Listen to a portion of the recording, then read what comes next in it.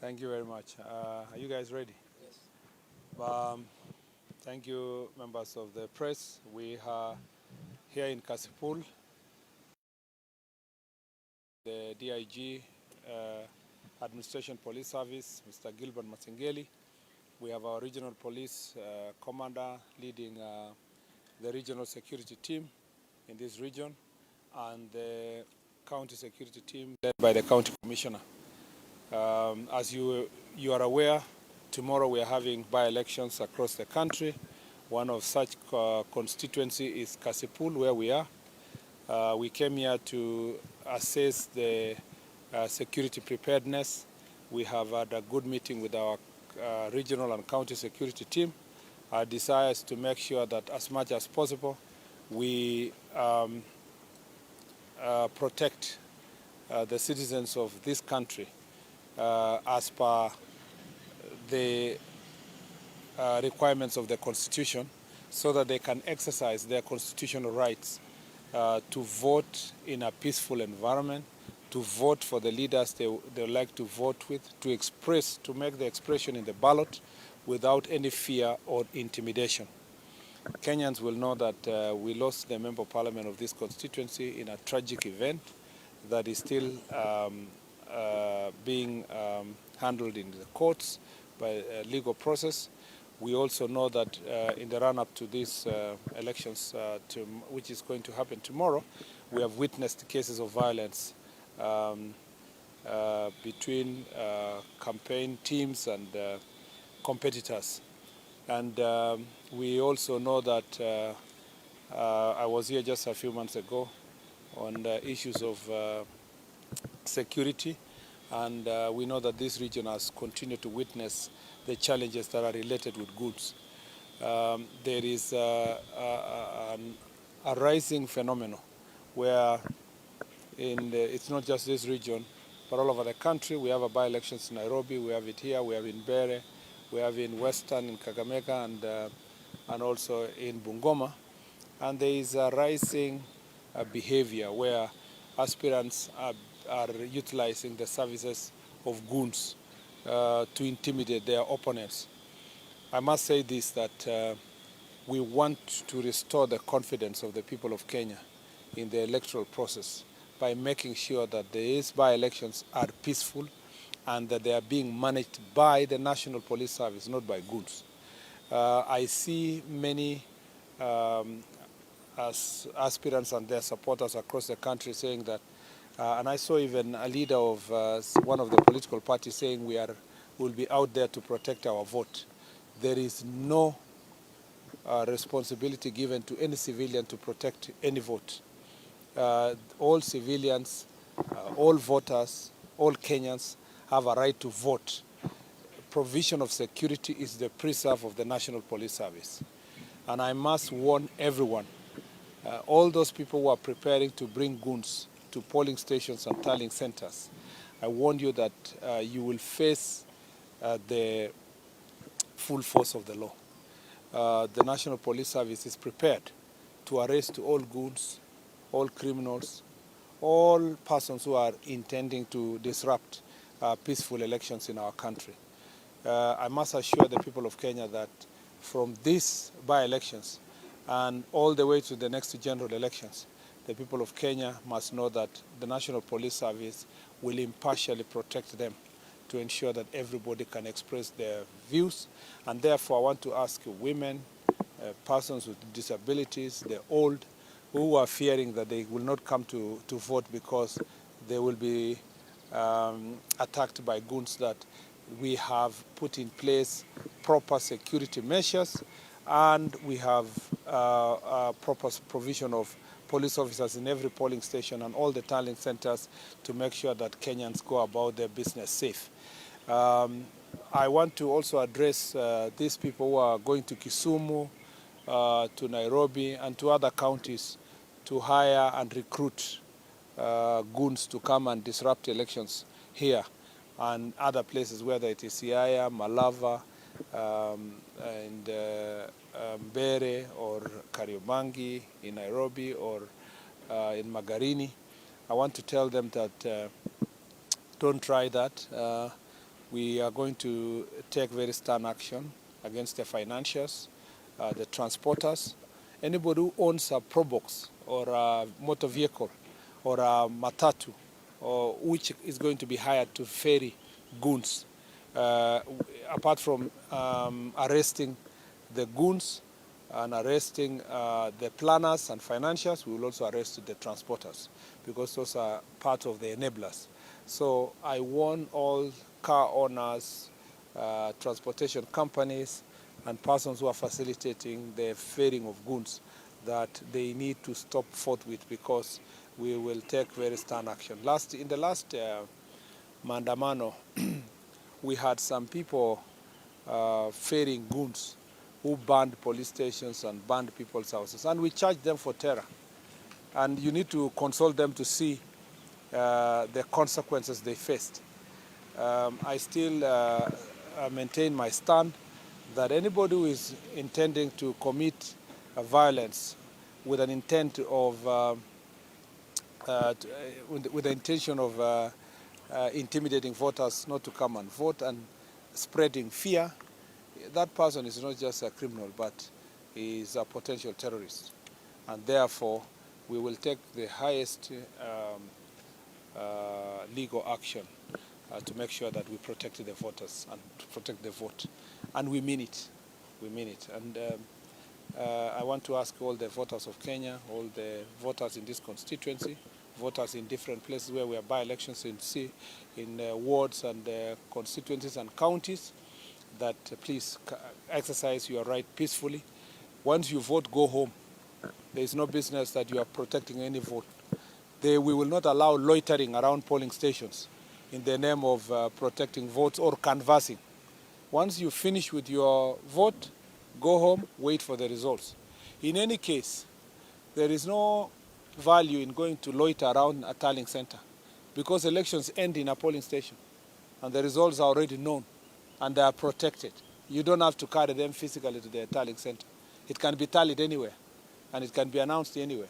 It doesn't have to be that you're going to interfere with the tallying center for you to get anything. You get nothing. With the technology applied in elections now, you know that the polling station is the final station. So you can't tell us that you're waiting at a tallying center to protect our vote. There's nothing to protect. The vote ends at the polling station and it is counted and announced in the polling station. I want to request everybody to keep peace and to go home, wait for your candidate. If he succeeds, you celebrate. If he doesn't, you plan for the next elections. That's all I'd like to say. Yeah. One question. There have been accusations. Who told you I'll take questions? There have been concerns of allegations, let me say that, from the opposition that security agencies have taken a partisan position. A case in point is what happened in Narok, where the opposition claims that the police were involved in stopping them holding the final rally. What is your response on that? It is expected, of course, that some people make just allegations, and those are unsubstantiated allegations. First, the situation of Narok was very clear.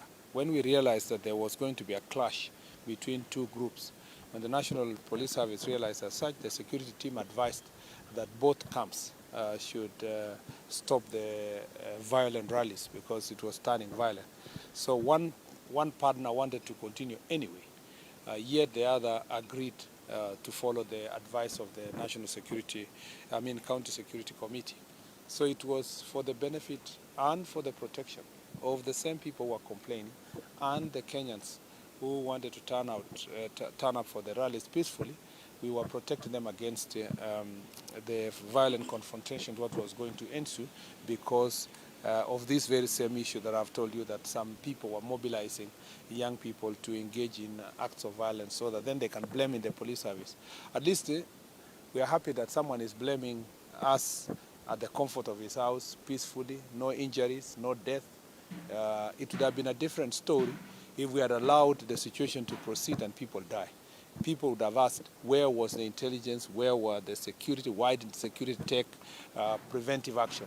So we are happy to take every preventive action. That's why we're here today, because we want to take preventive actions. instead of waiting until something happens for you to come and give explanations as to who caused it and who was organizing and so forth. Every information the National Police Service gets, every intelligence information received will be acted upon so that we can avert any crisis. You know, so in security sector, people don't realize the work the security team is doing until something goes wrong. But when everything is peaceful, people think that it's just peaceful for the sake of it. They say that ukiona vyaelea vimeundwa. So there are people behind the security team that are making things work. And if they tell you, please avoid this route, avoid that route, because it's for the benefit of the people.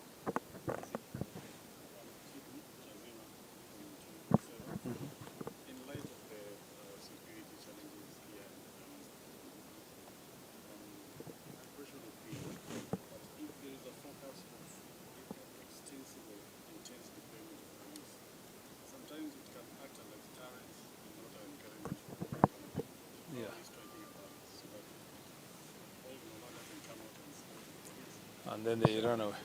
Yes, that's why we're happy to communicate through this medium. We want to assure the people of Kenya and people of Kasipul and the other polling areas in Ugunja, in Malava, all the way, Magarini, Mbeere North, Dagoretti, I mean not Dagoretti but Kariobangi, yes I think, yes in Nairobi, and in Tana River. We want to assure them that we are coming out for your good. Even if you see police officers tomorrow, and that is the message I want the people of Kasipul to know.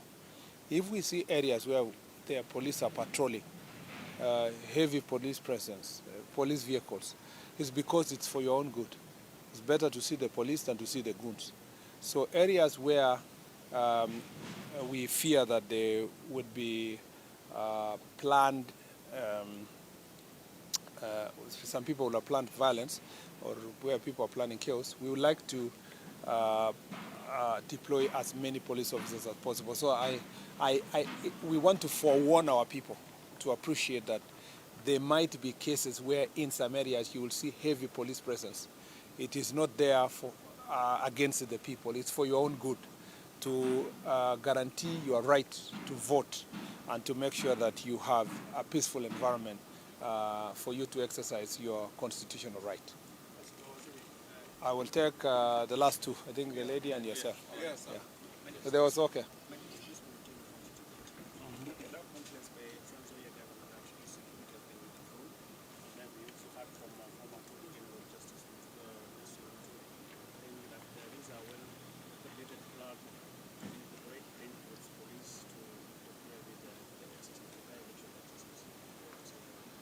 First, let me say that in terms of, and it's very good that you asked me that question.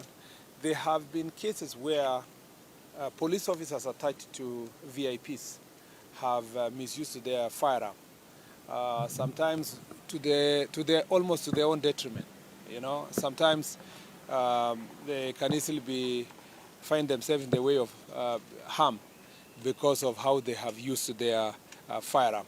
So let me say this, that any security measure taken by the National Police Service is, as I say, to avoid a crisis. If a police officer attached to VIP is working with goons, what is the best thing to do is to, first of all, get them away from this crowd of goons so that we can be able to deal with the goons decisively. And I want to warn all police officers, including those attached to VIPs, that the fact that you have been attached to a certain VIP does not make you part and parcel of his campaign, part and parcel of his ideologies, part and parcel of his criminal plans.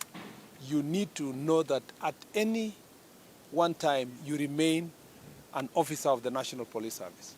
So if there are any people who have been withdrawn, it must be in relation to the planned violence and the recent violent confrontations, and the fact that some of these police officers have been found in the middle of goons, facilitating goons, transporting, hiring. And it's not enough that they have been withdrawn. There will be a disciplinary action will be taken against them, and if the charges are proven, they will lose their jobs. They will be relieved of their responsibilities within the National Police Service. So it's not enough even to complain that they have been withdrawn. It may also be that those police officers may never go back to their jobs if it is found that they were facilitating violence in any part of our country. So those are security measures. Those are efforts that we are trying to take to avert violence tonight and tomorrow, because we know we have the National Police Service and the security team have the intelligence, and they know who is doing what where, and that's why such measures must be taken. As to whether police officers will be involved in interfering in elections, we want to ask every Kenyan, if you see a single police officer interfering with any voter, please report to their commanders or report to us or share the information publicly through the media, because we do not encourage any police officers to engage themselves on electoral malpractices. The job of the police officer is just to maintain law and order and facilitate Kenyans to exercise their constitutional rights. Are you saying that this? I thought she was. Are you still asking? You answered. Okay. Then finally, Ben. Yeah, I'm asking. Are you saying that this is the exact reason for their security detail? Like, do you have specific details? I am aware that not just Natembea, but I'm aware that a number of VIPs on both sides of the political divide, their security have been withdrawn by the National Police Service, because they have the National Police Service have a report that their officers or the officers attached to them are involved in criminal activities. Some who may be seen to be leaning to one side of political divide have chosen to keep quiet and not to share publicly what the police have done. I've seen some have decided to go public. It is not only one person whose security has been withdrawn. It is a number of people, and in both political sides, because we want to make sure that nobody is shot by a police officer in the name of he was protecting these goons or was protecting his boss. In any case, there is no boss tomorrow in Kasipul. The people are the bosses, and they are going to elect their boss. So everybody who is here, who was campaigning for a party or whatever, now your job is done. If you are an election observer, you have a right to become election observer. If you have an agent, a registered agent, you do your work as an agent. Everybody else who is around loitering and trying to interfere with the elections will be treated as a suspect, like all other suspects. They are accusing the government of intimidation. Our job as government is to ensure that goons do not intimidate the voters. And if we can succeed to intimidate the goons, we are very happy. And when goons complain that the government is intimidating them, it is my joy. My problem is when citizens are intimidated. We want to make sure that the goons are intimidated enough, not just intimidated, but they are arrested and charged, so that the people of Kenya can have confidence in our electoral process. We wish you well. We wish everybody well. Success to all the candidates and success to IEBC. I know there is a new IEBC team. We wish them the very best as they also work very hard to prove themselves in these elections. We don't want to let anybody down. Everybody must do their part. Those of us who are in the security sector must do our part. The voters must turn out, come out and vote. Exercise your right. We want to see huge turnouts around the country. That is the joy of democracy, and that's the joy of a working country, to see that its people are exercising their democratic rights peacefully and electing leaders they would like them to represent in the various legislative parliament and the county assemblies. Asanteni sana. Thank you very much.